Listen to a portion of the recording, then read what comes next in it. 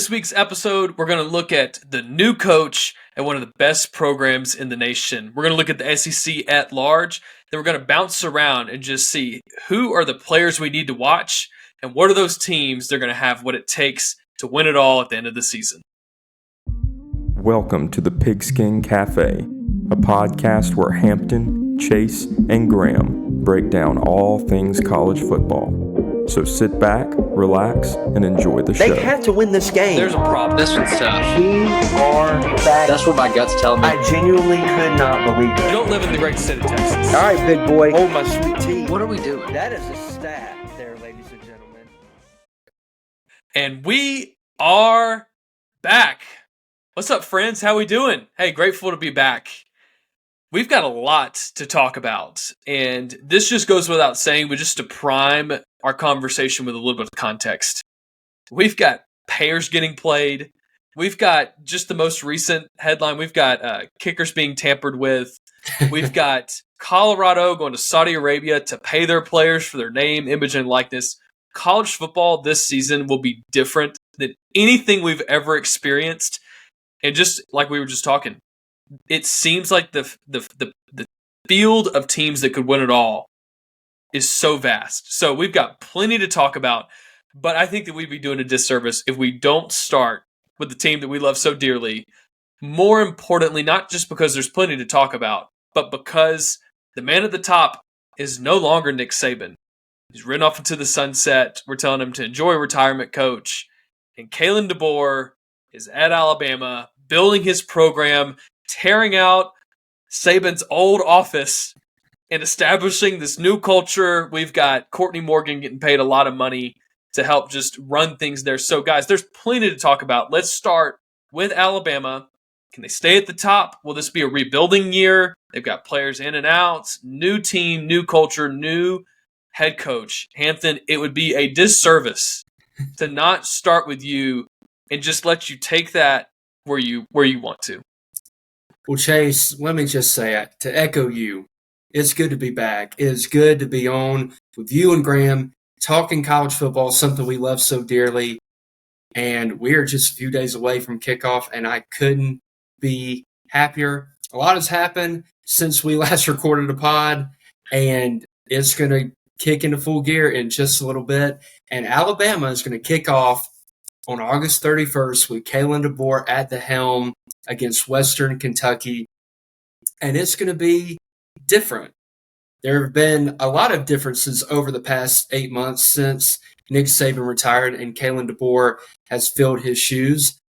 But I think there's going to be a lot more similarities than differences. So I'm going to kind of give you my overview of the Crimson Tide this year.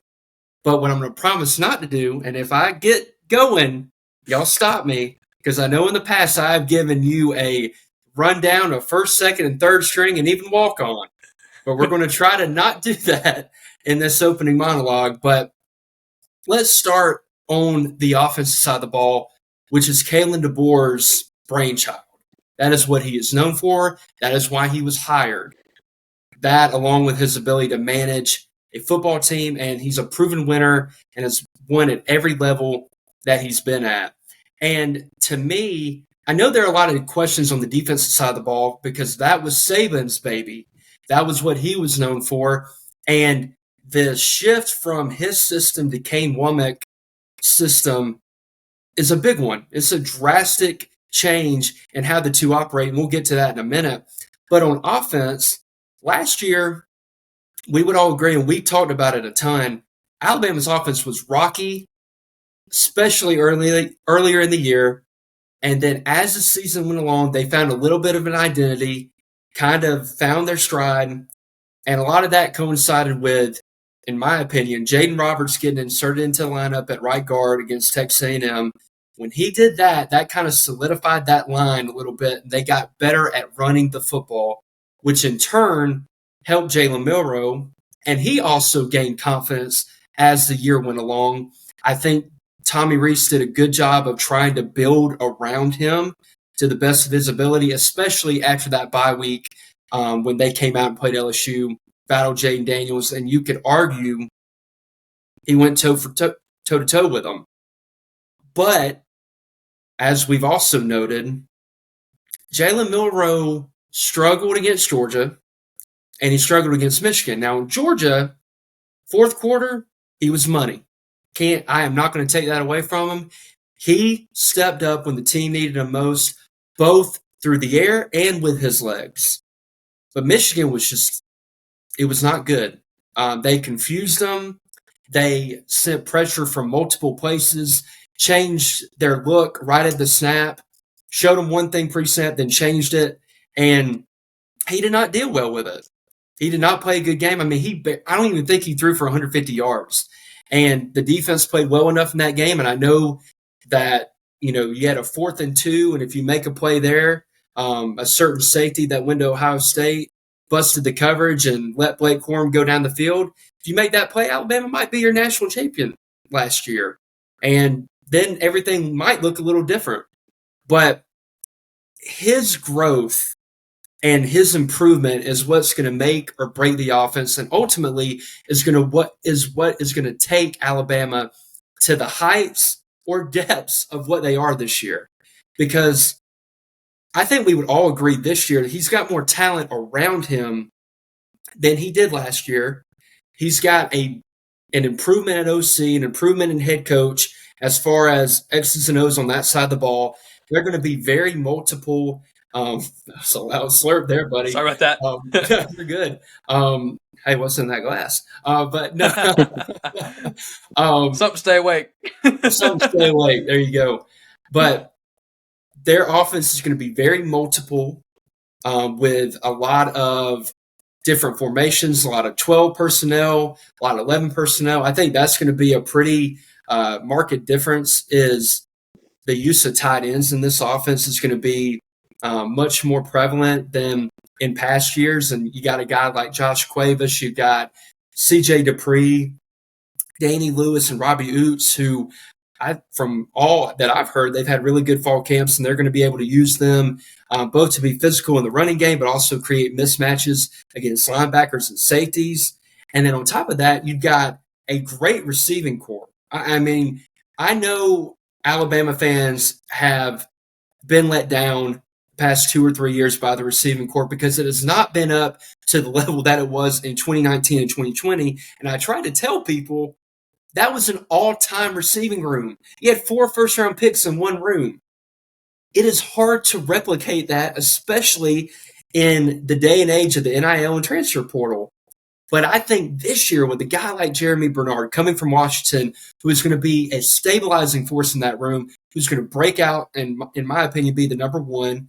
You got Kobe Prentice, you got Kendrick Law, E-Man, Emmanuel Henderson, and that boy, that bad man, Ryan Williams, a.k.a. Hollywood, who has been making a splash ever since he stepped foot on campus. He's reclassified this year. He should be a senior in high school at Saraland. He has come in and made play after play after play, even playing with the first team. Cole Adams has been dynamic from what I've heard, and Caleb Odom gives him another option with a bigger body type guy that Alabama simply just does not have. So you pair that with the running game that they should have. They've got Brailsford over from Washington to be the center, who we can all agree I think will be a huge improvement over Seth McLaughlin. A pleasant upgrade. The snap should be direct and not rolled back there on the ground like they were all of last year. And I wish Seth all the best, but that was just a calamity last year, that whole situation. So I feel good about the O-line with, especially that interior. The right tackle is still getting sorted out with Formby and Pritchett kind of battling, but I feel good about them. The running game's going to be really strong with Justice Haynes and Jam Miller. So offensively, really to me, the key is Jalen Milroe. Is he going to improve from a decision-making standpoint, his processing? Last year, he held on the ball way too long. Over a third to half the sacks that he took were on him. They were not on the offensive line. It was because he was holding on the ball too long. It was indecisive. And later in the year, he got better because they simplified it and kind of had high-low type concepts where he was only reading half of the field and made it a lot easier and it simplified. And they took a lot off his plate, even from protection calls. Well, now that's all going to be on him. He has to step up to the challenge. I know he's worked hard, and I'm just going to – this is the last thing I'll say on the offensive side before switching defense.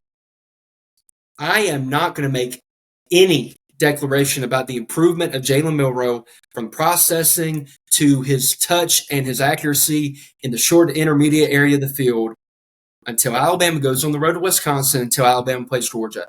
Those two games will show us what we need to know if Milroe has improved and if Milroe is the guy to take Alabama through the 12-team playoff and through into a national championship.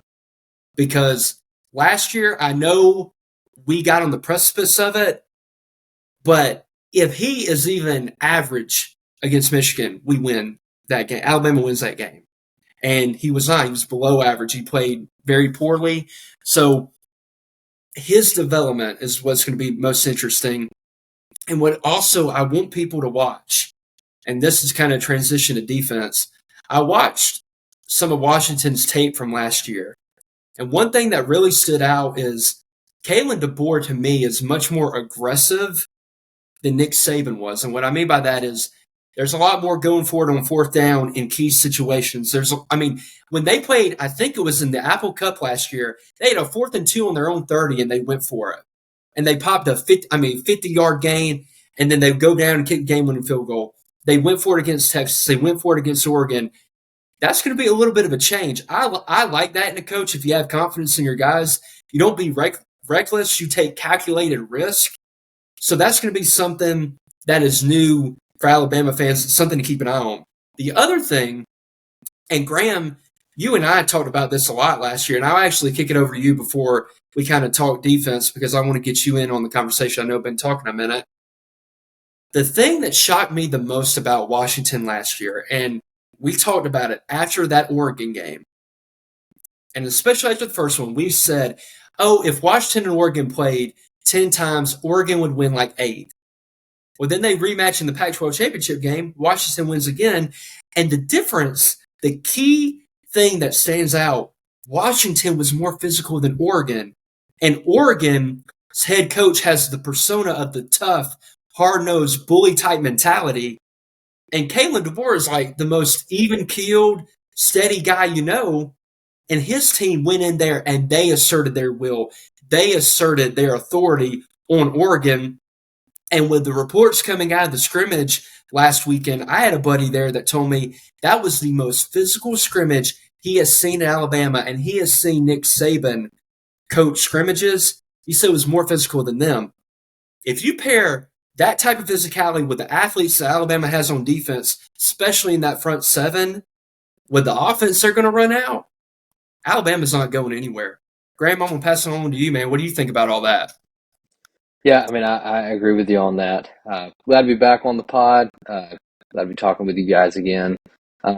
It's good news that Alabama has Kalen DeBoer this season. I think when you look at what all's happened in the college football landscape, out of the 4 teams that made the college football playoff last year, 3 of them have new head coaches this year, and out of every single one of them, which one do you feel most confident about? I think it'd have to be Kalen DeBoer at Alabama. I think that, Hampton, you were talking about physicality. I think that what you were talking about, the offensive line, is the key. I mean, you're bringing back Caden Proctor. I mean, the prodigal son has gone away and has come back home. Bringing him back. And then bringing him back. I think Tyler Booker and Jaden Roberts, both physical offensive guards, and then bringing over Brailsford from Washington, I think is really going to help the offensive line at least, identify pressure, understand the system better, and I think for Jalen Milroe, that's going to be his biggest asset this year. Is not necessarily improved coaching, if you want to say that, but I think having a guy in Brailsford that knows the offense and can help make the right checks for Milroe will be so crucial in his development and Alabama's success this year. I'm not going to try and dive deep into this Alabama team, Hampton, because you're a lot better at it than I am.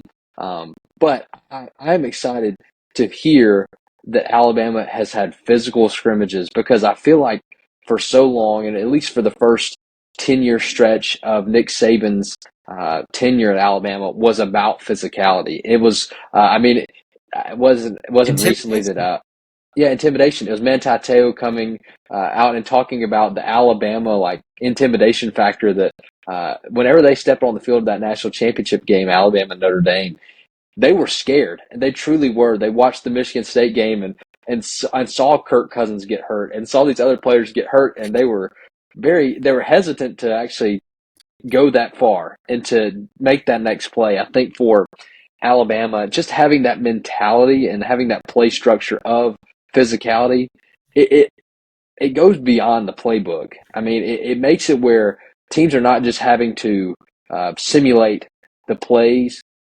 They're not just having to simulate the crowd atmosphere, the pressure that is going to be put on their backs to play Alabama. But how on earth do you match the physicality in practice that you're going to match in a Saturday game if you're playing this Alabama team that has to be so physical?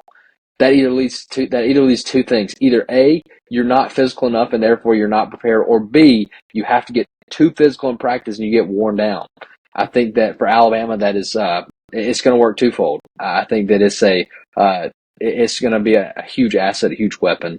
I'm excited for Alabama this year. I know that, at least from our perspective, it was nice to see Alabama develop last year.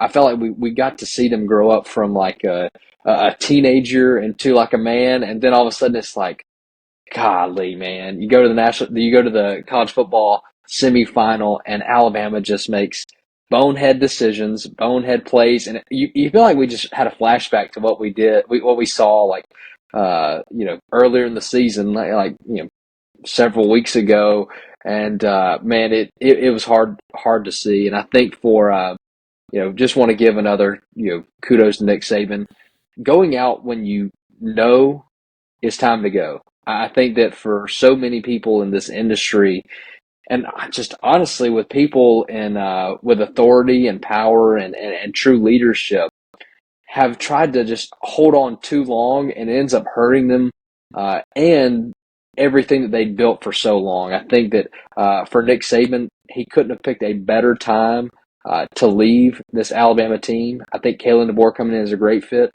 but the college football landscape has changed more in these past few years than it probably ever has in history, based off of the pay-for-play, the NIL deals. But now that there's 12 teams that can make the playoffs, you don't even have to be elite of the elite to have a chance. And I think for Alabama, and for Kalen DeBoer, this first year, that has to be so reassuring that you can be the 10th best team and still possibly make the college football playoff. What I want to add to that, Graham, which is a great point, Nick Saban left at the perfect time. And I know this might shock a lot of the audience. Alabama's coaching staff this year is better than the past 3 or 4 years of Alabama coaching staffs, and I'm being generous. It might be the best staff that Alabama's had all around since like 2017, and that is not Nick Saban's fault necessarily. A lot of it has to do with his age. A lot of it has to do with it got harder and harder and harder for him to hire quality people that knew his system, because they knew and he knew that he couldn't commit to, hey, I'm going to be here another 5 or 10 years. He was taking it year by year. And it's hard for a guy who might be in a good situation to come to Alabama and commit to being with Nick Saban when he might be gone the next year. And that's why you had a guy like, and I'm not trying to be ugly, but like Colin Hitchler, who got hired at outside linebacker coach. An article comes out last week about him and Will Anderson not seeing eye to eye, not getting along. That guy wouldn't have been hired at Alabama 10 years ago. He wouldn't have even been qualified. But with the success Saban had, the people that knew his system were head coaches or were getting poached for other jobs and for more promotions.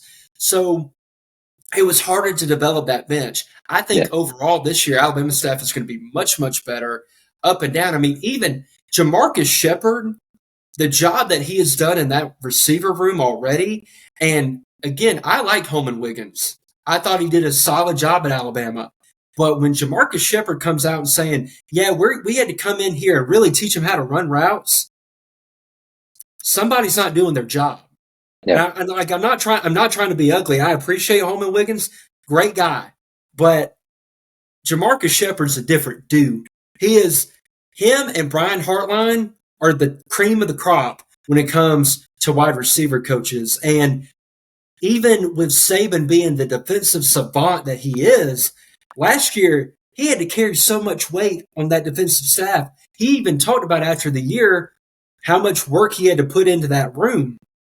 I think to help, because again, he had guys that really didn't know the system and weren't up to the caliber that he had in the past. So with Kane Womack coming in, former head coach at South Alabama, former DC before that, ton of experience, but totally new system that's more of a match zone type or more of a zone type system where you keep everything in front of you, rally to the ball. And while Saban's system might be the absolute best as far as how complex it is, I mean, NFL teams do not run Saban's system because of its complexity. Now, when it's run well and run to perfectly execution or to perfect execution, there's none better. But the problem with that is you have to have good teachers, which again, he did not have with his past few staffs, and you have to have experienced players that can get in the system and grow and then run it like it's supposed to be run. I think with this new system that Kane is putting in, I think we will dominate teams that we should dominate. We're not going to have, KJ Jefferson going off on us like he had, the past couple of years. No offense to KJ, really good guy, but the talent that he had around him, there's no way that he should have been putting up the numbers that he did against us.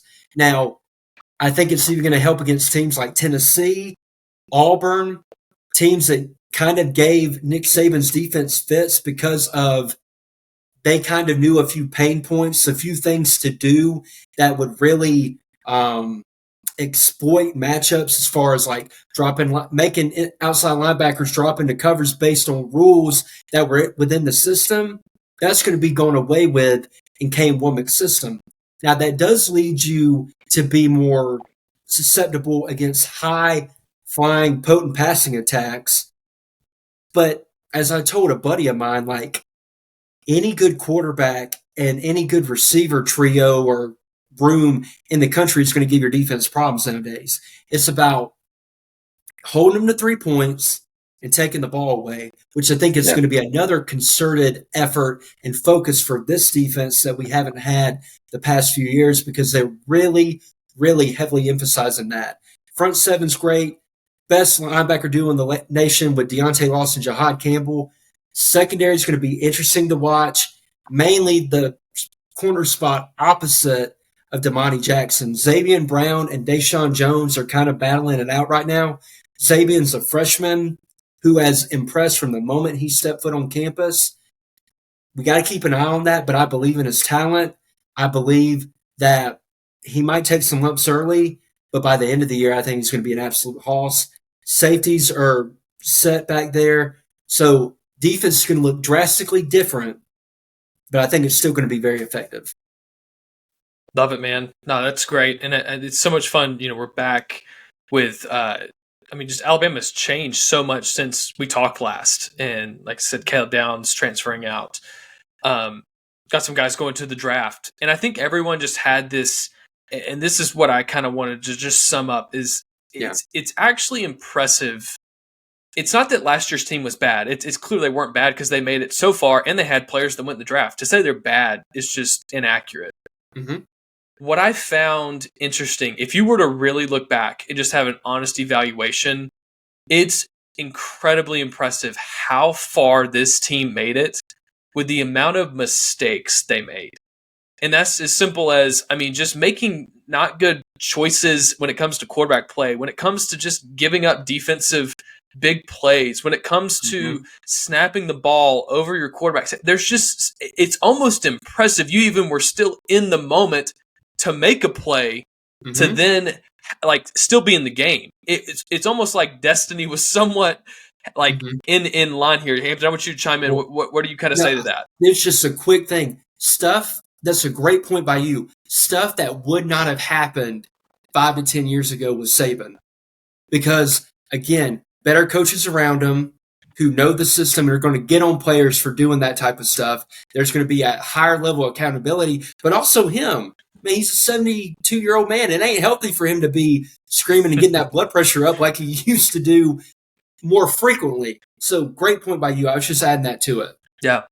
And I think you're going to struggle to run. This language is a lot around college football right now. This high octane offense. Yep.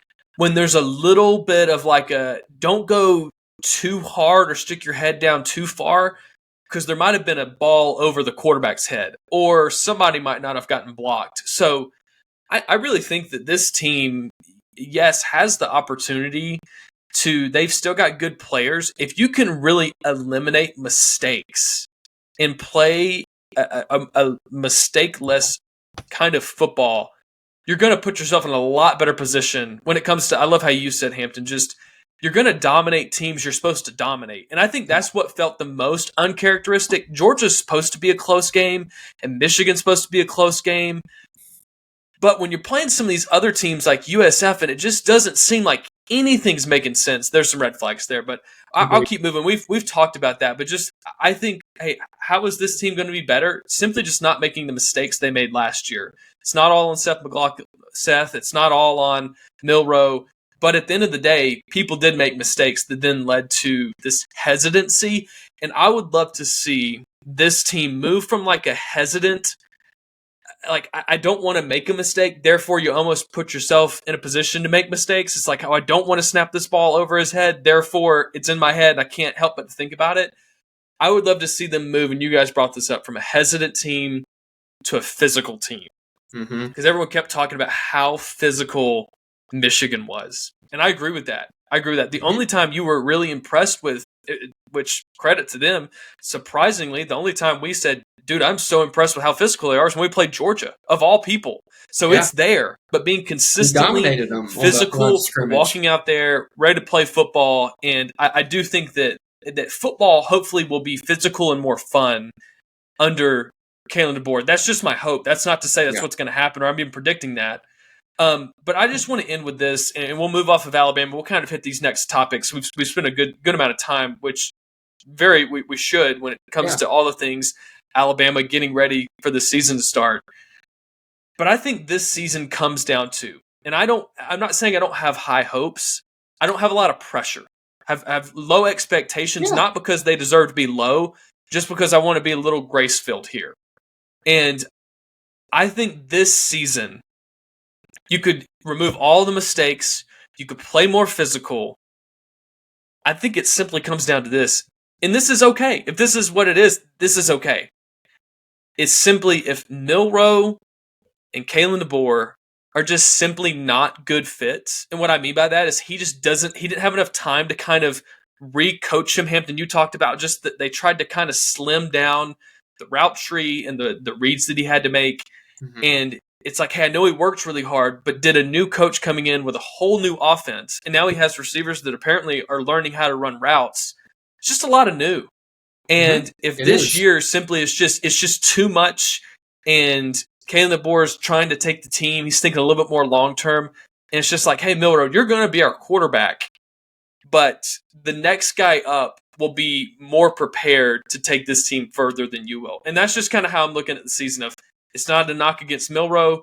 It's just going to be a lot of new. And the guy, we've said, battles adversity probably better than anyone else that's played college football. He loves just the chip on his shoulder. He loves being counted out. But that's what I would reduce it down to. Will they be a good fit? If not, I don't really blame anybody. I think I'd love to see what year 2 looks like under Kalen DeBoer. But that's how I'm approaching this season. I'm excited. I'm full of grace. And if they're just not a good fit, that's okay. That's okay. But I think that's what, as fans, we need to just understand. We've talked about how much college football has changed. If this changes just to the point where Milroe is going to be an effective quarterback, but is just not able to fully comprehend all the newness, I've got grace for that. So let's keep moving, guys. We've talked about Alabama. I just want to quickly get, when you think about the Southeastern Conference, who is now 2 teams stronger, each, and Hampton, maybe polish me up on, people have asked me and I haven't had a great answer for this, so take 30 seconds and answer this question. I know that teams are playing everyone's playing either Texas or Oklahoma this year, and I think the next year they'll play, for instance, Alabama plays Oklahoma in Norman, they'll play them in Tuscaloosa.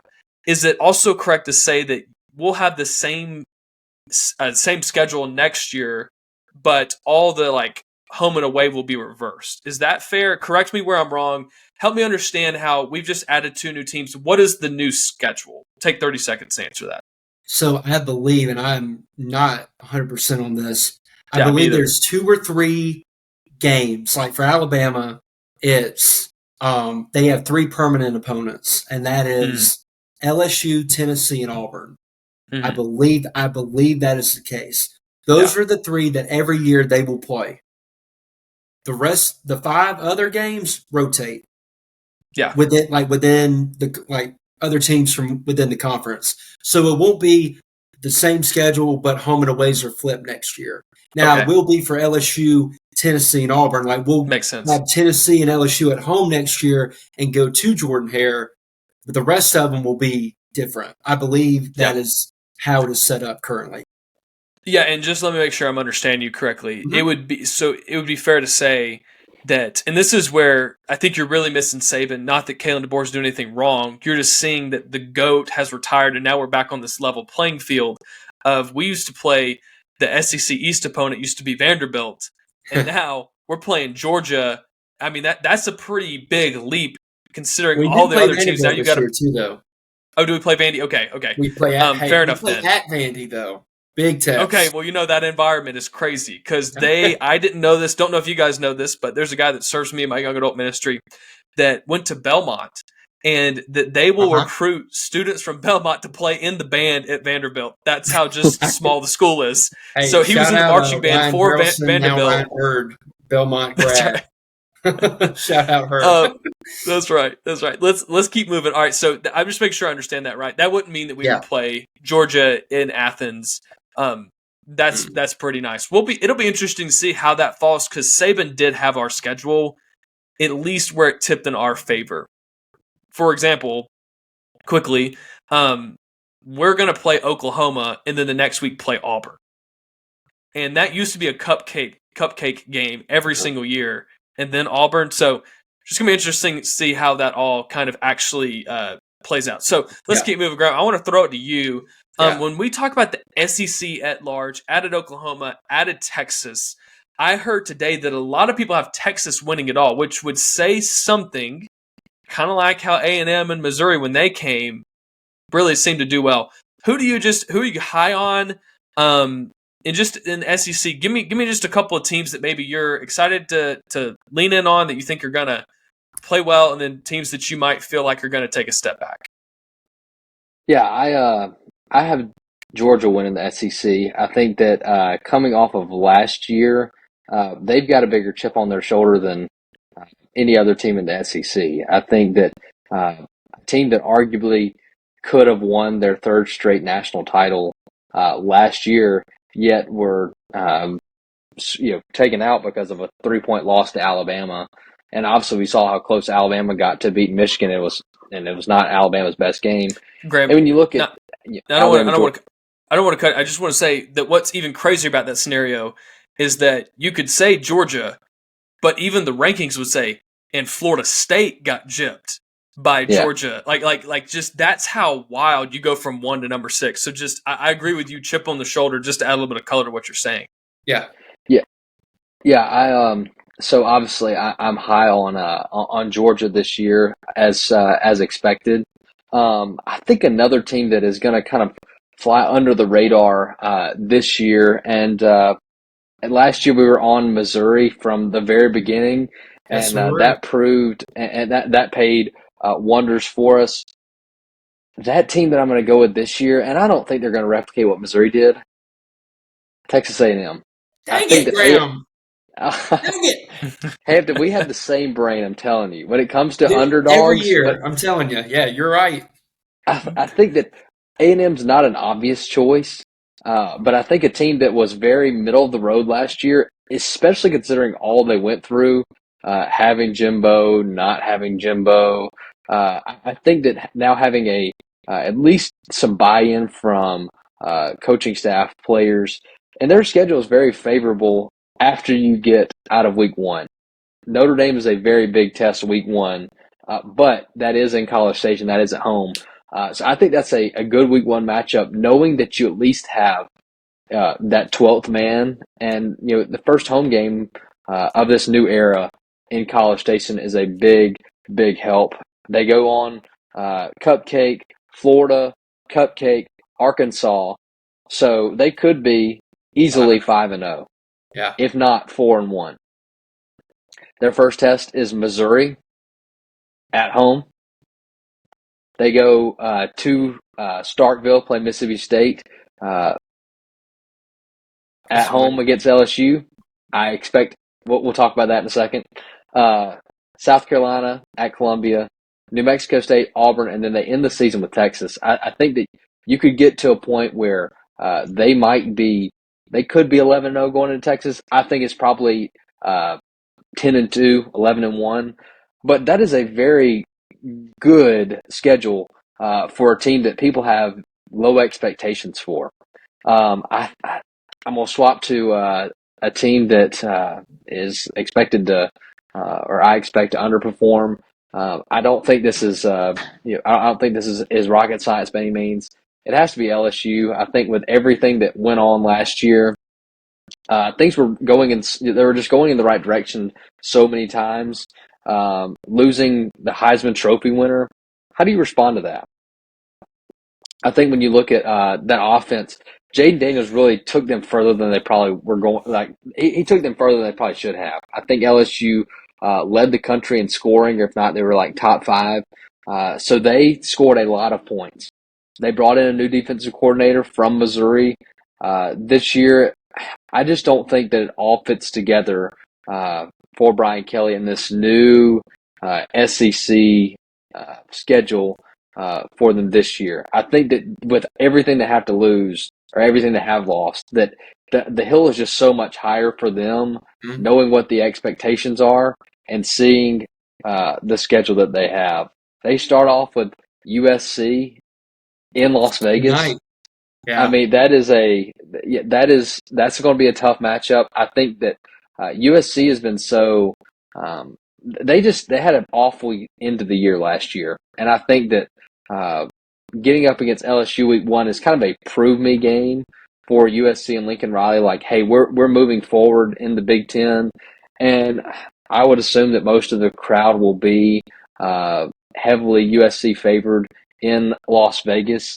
They have a decent little start there with teams, but then they go they play Ole Miss at home, they play Arkansas, and then at A&M, round out their schedule with Alabama, Florida, Vanderbilt, Oklahoma.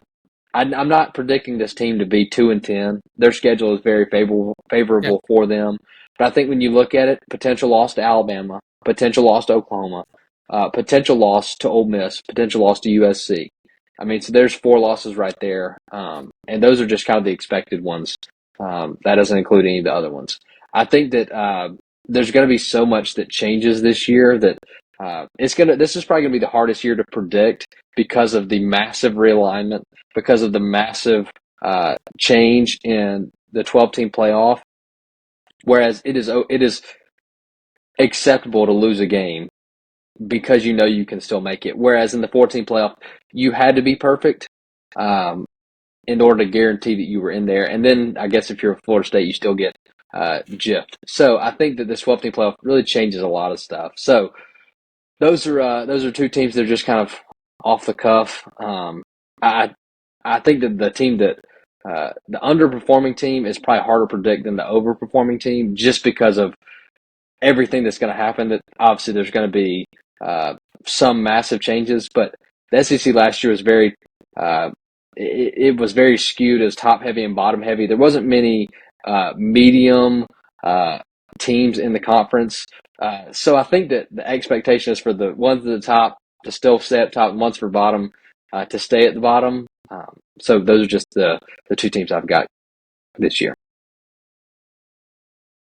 Hampton, how about you give us, when you're thinking of the SEC at large, kind of answer the same question that Graham did. Who do you got that's maybe taking a step? And then I just kind of throw in, a lot of these teams, they're practicing hard. They've got good coaches, but just who faces the most adversity and the most challenges when it comes to trying to improve from last year? Yeah. Arkansas. Arkansas is one. Florida to me is the other. And I'll touch on that final question before I get into what Graham said and that set of questions and analysis. But I feel awful for Billy Napier because he's going to get fired at the end of the year if he makes it that far.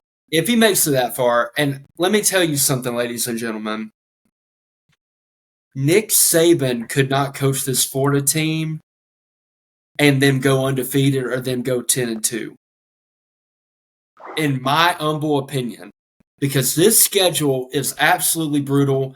They start with Miami, then they have Samford, then A&M, and then they have Mississippi State, UCF, and then I just want y'all to listen this final 6 or 7 games. They have they go to Tennessee, they play Kentucky, they play Georgia neutral site, they go to Texas, they host LSU, they host Ole Miss, and then they go to Florida State.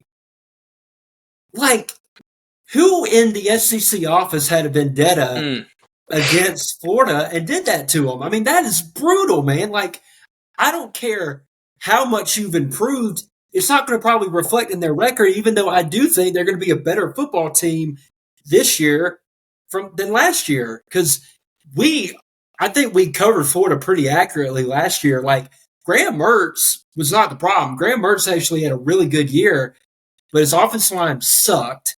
And they had a good running game with Montrell Johnson. Well, now he's hurt. They've got, I think his name's Jacoby Jackson. I think he's a freshman running back who's apparently doing some good things. They got a receiver in Trey Wilson who was very dynamic last year. I think it's Eugene, but they call him Trey. I could see why. They had I said I could see why. You can see why, yeah. Yeah, exactly. And then they've got a couple transfers in. Defensively, they might be a little better. Secondary is a question mark. But even if they're improved, that schedule is just absolutely brutal. So to answer that question, I'd go with Florida.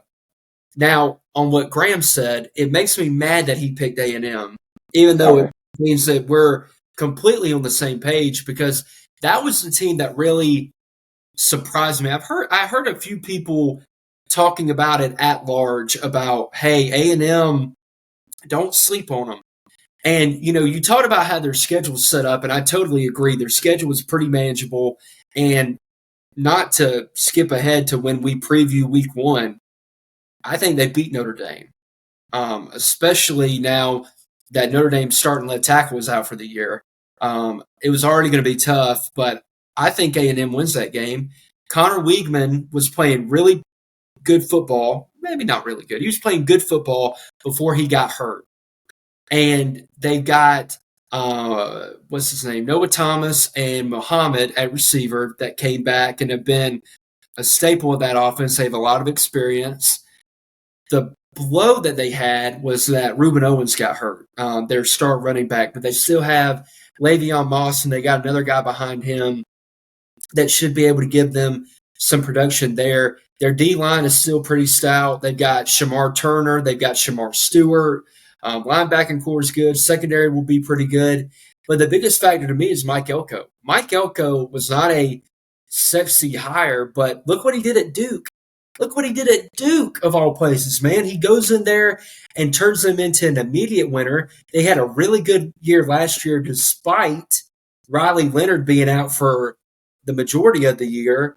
I think he's a darn good football coach. And last year, A&M was an absolute mess because Jimbo, like we said on this podcast, was overrated, in over his head, and completely mismanaged that entire roster, mismanaged the offense because he was stuck back in 2013 and he never adapted or evolved. Remember the Bobby Petrino experiment that was going to completely leapfrog them into the 21st century? Yeah, that didn't happen. So I'm really high on A&M too. Let me give you two other teams that I'm higher on than most. Missouri, they were good to us last year, and I think they're going to be good again this year. Brady Cook comes back. Luther Burden is an absolute stud. On the short list of best receivers in the country, they've gotten two transfer running backs to replace the great Cody Schrader. And when I say great, I mean great. That guy was an absolute blast to watch last year. His story was great, but I think he generated about 1,600 all-purpose yards, maybe even more than that. That might have just been his rushing. I mean, he was a focal point of that offense. But they got Nate Noel from App State, and they got Michael Carroll from, I believe it's Georgia State or Georgia Southern, one of those two schools. And they're going to have a two-headed monster to try to replicate his production.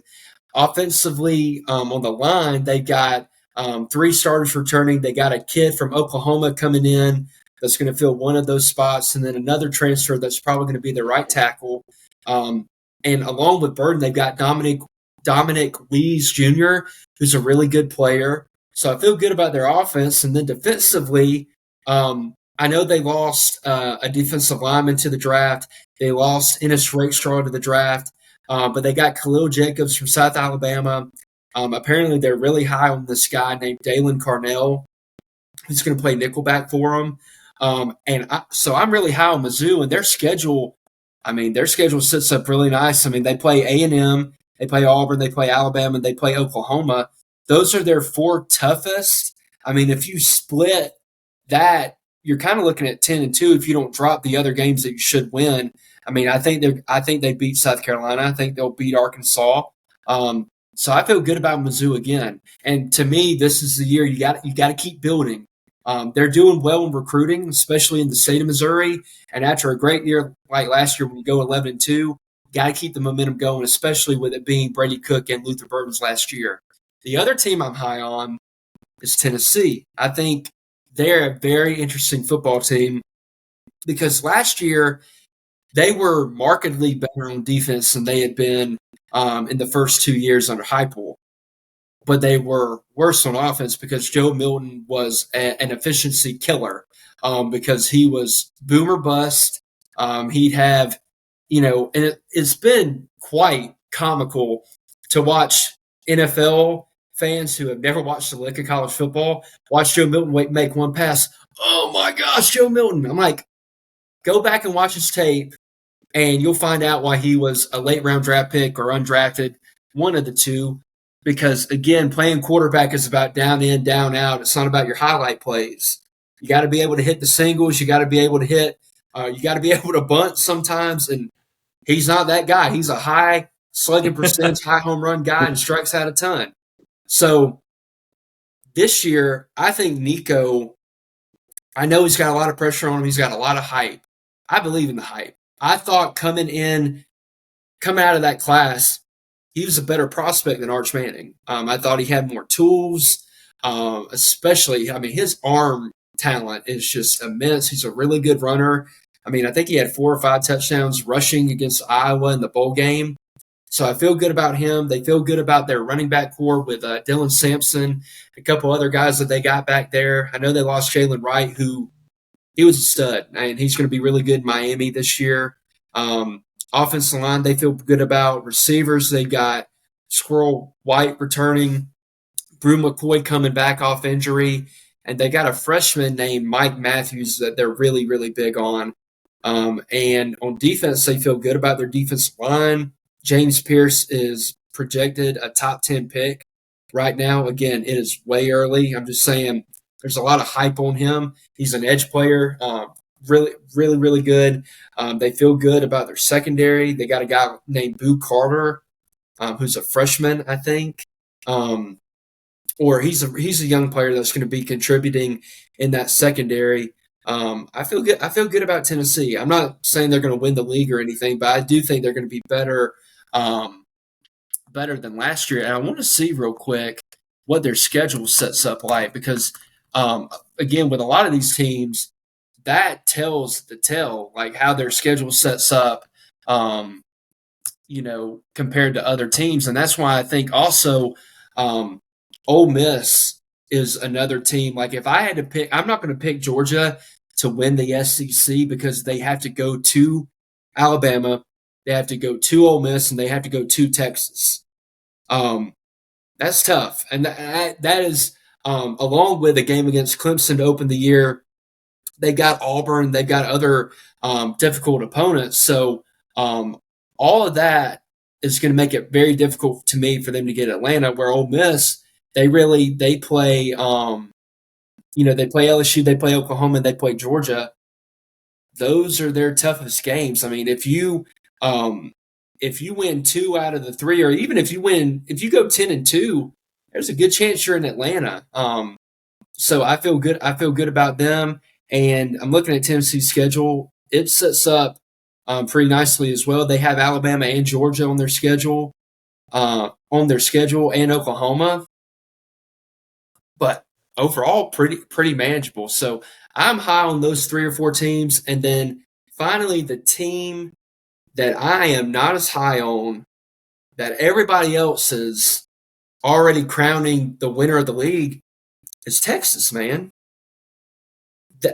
Texas lost a lot, guys. Do we not realize that they lost their 5 top pass catchers? They lost their star running back already to injury in C.J. Baxter. They lost their backup like a week after that on the defensive line, which is where they really made their hay last year with Tavondre Sweat and Byron Murphy. Both of those guys are gone. And I get Texas has recruited at a high level, but you're depending on a lot of unknowns to expect them to come in to a brand new league and instantly win it. And you got to replace that much, especially with the options on offense, because Isaiah Bond, we watched him all last year. Very good player. Is he Xavier Worthy to y'all? No? I mean, he isn't to me. A.D. Mitchell, you're replacing him. You're replacing Jatavion Sanders. Jonathan Brooks, who was a really good running back for them. It's just a lot. It's a lot to replace. And on top of that, I'm not as high on Quinn Ewers as a lot of people are. Because, again, people get infatuated with the game he had against Alabama. But for the rest of the year, even when they played Washington, I didn't think he had a great game.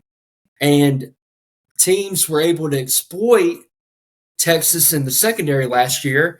And now with the defensive line where you lost a lot of your talent, unless that unit has markedly improved, you're going to put even more pressure on them because you're not going to be able to generate the pass rush that you did with the talent you lost. I'm high on Anthony Hill, that linebacker they had last year, who's now a sophomore.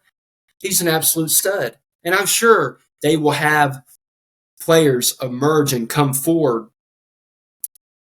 But again, it's just a lot. Now, to play devil's advocate, their schedule sets up pretty nicely. They play Michigan on the road. That's a tough game. But they host Georgia, and then they play Oklahoma in the Red River. But their next toughest game is at A&M in the final game of the year. It's hard to find 4 losable games on the schedule. But last year in the Big 12, especially after they beat Alabama, they had a lot of one-score games where they struggled or they barely pulled away at the end. SEC is a different wear and tear, man. And you combine all the talent that they lost with coming into a new league. I'm not saying they're going to be 7-5, even 8-4. 8-4, I could see. I just don't see them win the league with the amount that they lost, and then with coming into a new league. So that's kind of my take on the teams that I'm high on, and the one team that I'm kind of looking a little side-eyed at. I like it. I like it. Just for the record, I mean, you should have heard Hampton gassing up Kentucky whenever we started our online dynasty when it came to college football 25, and this guy makes Didn't even mention them. I mean, makes makes this executive decision that we're gonna do this draft that only he's gonna see, and I end up with Kentucky. Never playing sports games really growing up, and he was telling me this team has the pieces, and you just saw an honest analysis that touched almost every team in the SEC, excluding Kentucky, and we all knew he wasn't going to talk about Auburn. So we'll keep things moving. Auburn is interesting to talk about, though. They are an interesting team. Honestly, I was surprised one of you guys didn't talk about it. I would just throw in as we move on. I think they're one of my teams, and I'm like, hey, I think they get better, and I'm not sure to what extent. Agreed. They're still, I think, shaping their culture. I don't think that I mean, just what he was stepping into is Freeze was stepping into is so much different than what Kalen DeBoer's stepping into, just circumstance wise. It's crazy how different they are. So let's keep moving, guys. We're going to wrap up the podcast here as we talked about Alabama, we've talked about the SEC. Let's just open up the scope a little bit more. And before we get to who do you think is going to have the crown trophy at the end of the year, let's take just a second, just a few moments to talk about some players that can be in the SEC or other conferences. They're going to be difference makers. And I told you guys, this is where I think you guys have actually really shined. I know you both said Missouri. Hey, they're going to be really good. We'll be watching A&M is what it sounds like this year. But you guys, I know in the past, have said some names that I had not ever heard about when this question was asked the past few years that then became really familiar names because of how well they did. And it was a little bit of, just to give you guys some credit, but just how well you've read the tea leaves. It wasn't necessarily just how good the player was. It was also the circumstance they were stepping into. So, for instance, just running back stepping into a backfield that's completely open with not much competition, that player is going to obviously put up good numbers. So I want to just ask you guys, as we widen our scope, as we're talking about now nationwide, Graham, I'll start with you. You had what you said, 2 players not in the SEC that we're going to need to know their names of. So would you mind letting us behind the curtain? Who are those 2 players, or if you like, that we need to make sure we know so that when we watch, we'll know who the difference makers are? Yeah, so I've got 2 guys. They were so closely related that I had to include both of them. I couldn't say one without the other. These 2 guys filled like quarterback desperation rooms where they were lacking in everything. They were in desperate need of some help and some life, a little bit of rejuvenation in the quarterback room. And they both came from Oregon State. I'm going to pay my respects to the Pac-12 Conference and Oregon State at this time. Let's have a moment of silence. Thank you. Please join me. I appreciate that. I know that the Pac-12 will live in infamy as their demise will always stand. So I'll start off with the easy name to remember, which will be DJ Uiagalelei, now at Florida State. I think that going back to the ACC was so good for him that he left Clemson on such a bad note, went to Oregon State, and seemed to develop more. I think the pressure was really off of his back. And going now to Florida State, I think that Norvell is really going to energize him. And we're going to see the DJ that was supposed to take place at Clemson now in Tallahassee. So I'm excited to see that as Florida State tries to repeat as ACC champions, which I believe they're expected to do, and at least would have. You think they are? I would give them my support, I would say. Yeah, I think that when you look at the ACC landscape, I think Florida State has at least the momentum is what I'll give them. Okay. The second player is one that you might not have heard of unless you truly follow this transfer portal recruiting, which is Aiden Childs at Michigan State. When you look at the rankings throughout, he was in some systems the number 1 transfer quarterback available, even greater than DJ Uiagalelei, and he follows Jonathan Smith from Oregon State to Michigan State. Now, I don't expect Michigan State to, tear down the roof or break down these, walls in the Big Ten. But I think he's a name that after a few weeks, people are going to realize this guy has some talent, and there's some, at least, some ability behind his name. I can't predict whether Michigan State will be very good or not. I know the Big Ten has really changed a lot as well. But Aiden Childs is going to be a name that most people don't know of week 0 that I think they'll know of by week 6. And that'll be Aiden Childs from Michigan State. I love it. Hampton, I can hear that you're looking something up. I actually have a player that I want to mention. I'm going to let you go first. No, you got it, buddy. You go first. Yeah, I don't mind jumping in. I know that I'm kind of our local Baylor representative. Yeah. This team will not win the Big 12. What is really interesting? Yeah, not with that attitude. I'll just kind of set the scene a little bit. I think Aranda is on his last year on his contract. Aranda fits Baylor's culture really well, like administration wise, and just Baylor needs just what they've been through. They need a really clean cut coach. And what's been interesting is I think everyone's been extremely disappointed in what Aranda's put on the field offensively. Defense has been okay, but it's just the whole program just seems like it's been a learning curve, like he's paying the lack of experience tax. And I think we're all sitting around waiting. I got some insider information for you guys. This might be the first time reported. And drop a nug, if I say this and it's not true, this is just so interesting. So then you're fired.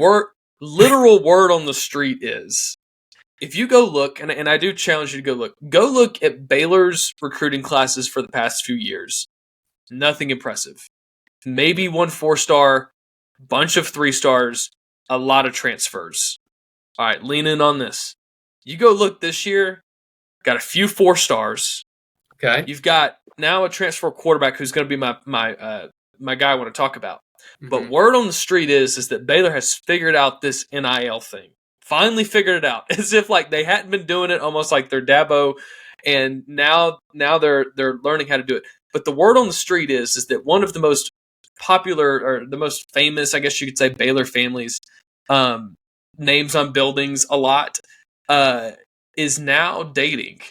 You ready for this? Bill Gates. So I don't know how public of information. You hear me, Hampton? Say that again.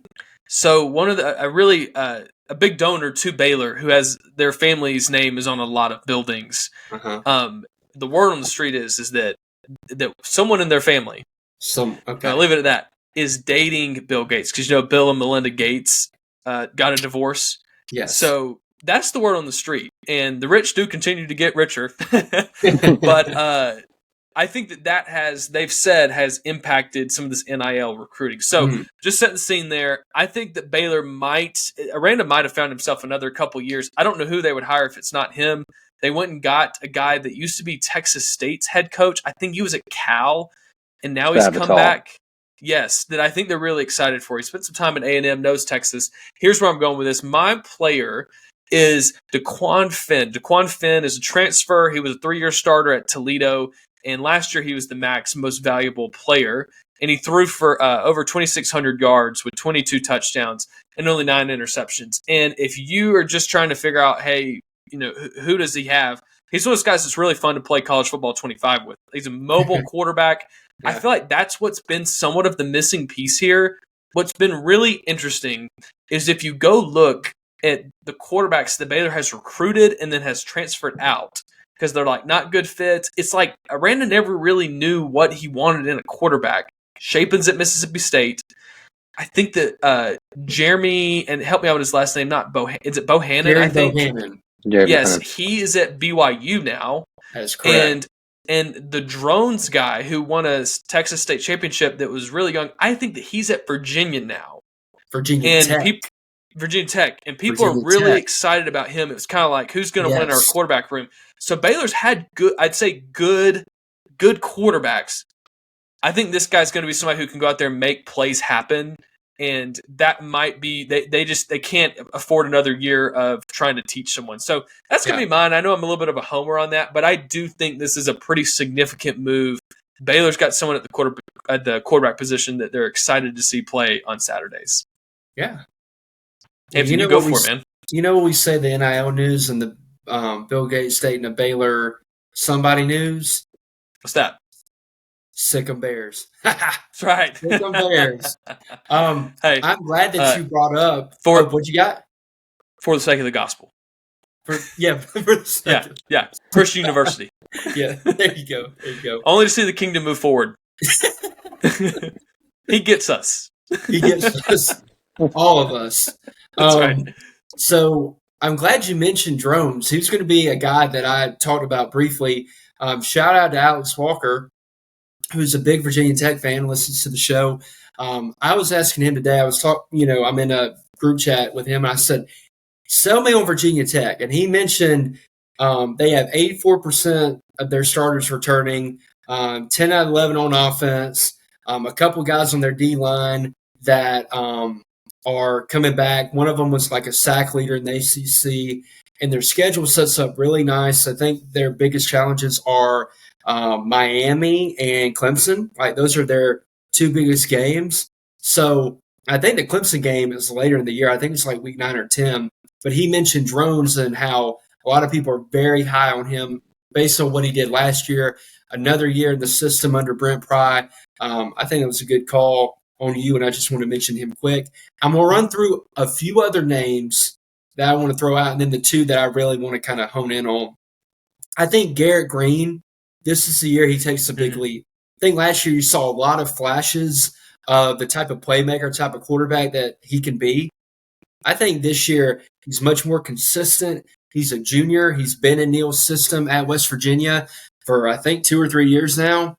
I'm expecting big things from him, and they have a big test against Penn State week 1 in Morgantown. That one's going to be a ton of fun. It's kind of a low-key game that not a lot of people are talking about, but I think it has a lot of potential. 2 guys from Arizona, Noah Fafita and McMillan is his last name. I have no idea how to say his first name. He's a receiver. Both of those guys, they really came on the scene last year. I think they become household names across the country this year, even though Jed Fish left Arizona to go to Washington.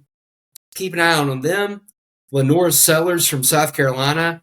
I've seen him in backup duty, and again, that doesn't say a lot, but every time I have, he's a very toolsy kid, kind of like the guy you described at Baylor, playmaker. And I think South Carolina is going to maybe have a little better infrastructure around the quarterback this year than they had last year, because God bless Spencer Rattler, he was running for his life because their line wasn't good to begin with, and then in that first game they took 2 or 3 injuries to it, and it was just rough all year. I think they're going to be a little better around him, so keep an eye out for him. But the 2 that I really want to highlight are both receivers. One is in the Big Ten, Jeremiah Smith from Ohio State.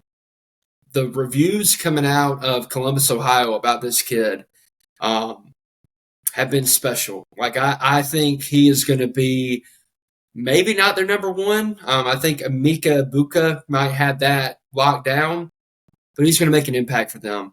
And they've got so much talent at their disposal. I mean, Will Howard just needs to be above average. Just needs to be a game manager and get the ball to his playmakers, and they're going to be just fine, especially with that kid. I did want to mention Ryan Williams.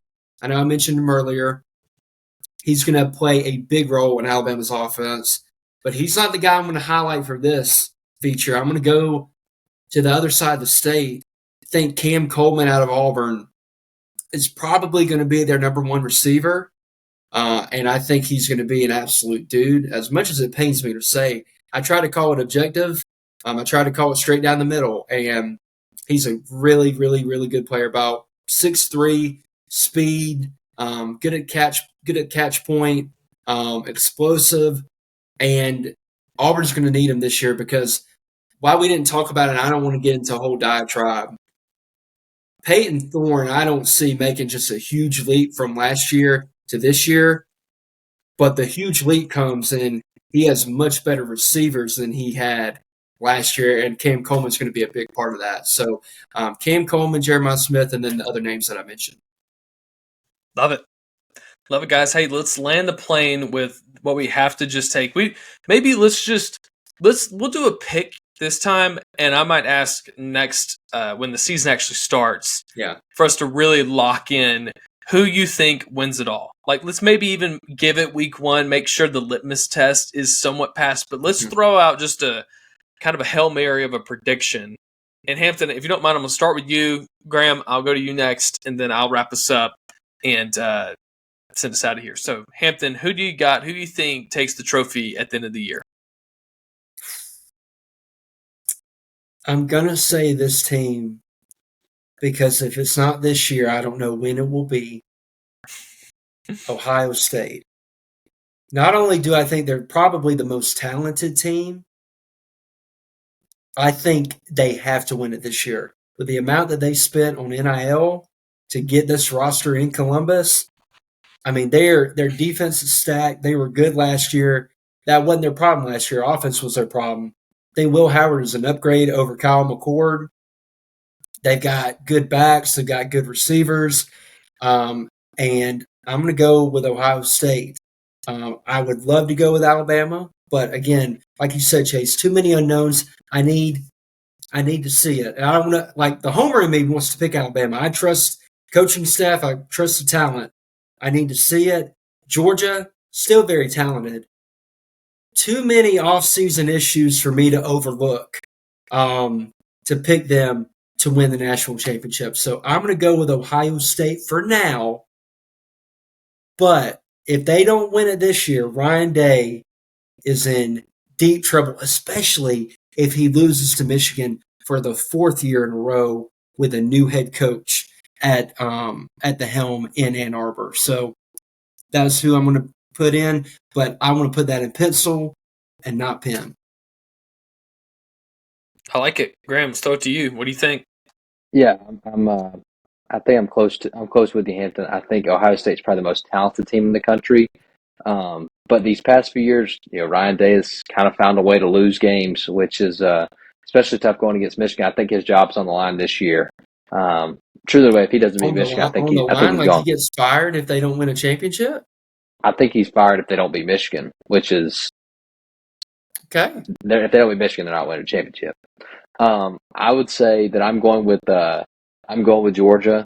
I think that a team that has the talent and the experience to make a run, and again the chip on the shoulder. The question mark that I'm going to have for national champion is going to be who wins the Big 12. There's only 2 teams in the current Big 12 that have won a national championship before. That's Colorado and that's BYU. And I don't think either of them are going to win the Big 12 this year. So the national champion contender from the Big 12 has no experience there. So that's the thought for the day. Utah would be my pick to win the Big 12 right now. I would agree there. Yeah. No, that's honestly hit us with it. Yeah, honestly, that was the team that I had pulled up. I had Utah is somebody's got to come out of the Big 12. Who's the team that's the most equipped to go steal a game? Go play somebody close and then steal a game at the national championship. And I had Utah for that. Another team that I'll just throw out there, and this is not a full prediction. It's a little bit in the same vein as what you were saying, Hampton, with Ohio State. Not to the severity by any means. If Ole Miss wants to win a national championship, hitting Alabama when they're down, it's just one of those things. It's been nearly impossible to see their path forward. They've still got a really tough schedule, but they've got a good coach. They do play Georgia. I mean, they play LSU. They play Alabama. I'm sorry, reading the wrong side. Hold on, let's walk through this. Yeah, they don't play Alabama. No, yeah, they play. Their schedule, it's pretty light. Nice. It's pretty light. Yeah, they play Kentucky, South Carolina, LSU, Oklahoma, Arkansas, Georgia, Florida, Mississippi State. I mean, I'm scared of Georgia, but again, if you lose to either LSU or Oklahoma, what I would just say is that there's going to be too many teams. They're going to have 2 losses. You're going to have somebody get out. But that's a team that I think, again, no one's really, anyways, all that to say that just I like Ole Miss's schedule. I like, hey, this is their year that they're not going to have to play Alabama and beat Alabama in order to get past them. It's just been almost near impossible. And I do like, again, I like their coach. I think that they've got a good quarterback, and we'll just see what happens with them. So Hampton, I'll let you get the last word here. Yeah, so I agree with your Ole Miss point. That's why I'm picking them to probably win the SEC. Not saying that they're the best team. You know, if you lined up them up against every team on a neutral field, but with the way their schedule sets up, their path to Atlanta is easier. My big question mark with Ole Miss is Pete Golding. And we've watched him call defense there last year and at Alabama for 5 or 6 years. And to me, he is the biggest impediment to them winning a national championship. I know they got Walter Nolan. They got Prince, that Prince guy from Florida. I mean, they got a lot of talent. But that's my biggest question mark with them. And then I'll leave y'all with a question. I don't want to get into a big thing, but we haven't mentioned this team. Do we think Oregon has a chance to win the national title this year? A lot of talent. Dylan Gabriel, Evan Stewart coming over. They got another receiver. Jabbar Muhammad from Washington went over there. What do y'all think about them? They have a shot at the title this year. I'll just quickly jump in and say, for some reason, I've got a feeling that not almost like culture shock, but also just the travel. I think they've just got a lot of newness that they're about to face. And again, I mean, I think it's helpful that, Kalen DeBoer's no longer there, but I mean, their whole conference got realigned. And for some reason, it just feels like last year was their year, and it felt a little bit like they were fool's gold. And you just know there's going to be some good teams in the Big Ten they're going to have to beat in order to get there. But, we'll see. We'll see. They kind of, this is a terrible analogy.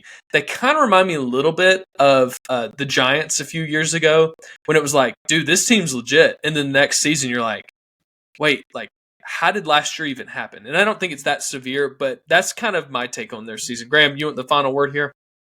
Yeah, I'm on the same page with you. I think that Oregon is definitely talented. I think their schedule, especially getting towards the end of it, I think that the winter in the Big Ten is just completely different than anything they're used to. Mm-hmm. Yes, it does snow in Oregon, but I think playing against teams that are used to that is also a little bit different. I think it's going to take some of those West Coast teams in the Big Ten at least a year or two to get acclimated with the weather, the travel, the expectations of this mega conference that they have. Yeah, love it. Hampton, anything else you want to add before we get out of here? No, just to say, man, it was good talking football with you guys for first time in a while and diving into the SEC and the country as a whole. And I can't wait for another great season of college football, something that we all love. And thank you, everyone, for listening. Make sure you like and subscribe. Follow us on social, and I'll kick it back to you, buddy. Yeah, I mean, that's exactly what I was going to say. Yeah, guys, hey, it's great to be back. And we'll be putting out an episode each week, so be sure to kind of cut on, subscribe, but also cut on the notification bell so you get whenever we come out. So, again, we enjoy doing it, but we also know that, it takes somebody to listen to this. So thank you for listening in your car or whether you're getting ready in the morning going to work. We love football, and we know that you do too. So anytime that we can talk about it outside of a Saturday makes those days that much better. So, again, hey, we're grateful for you guys, and the Pigskin Cafe is going to be closed for now. But until next time, chew on that. See y'all later.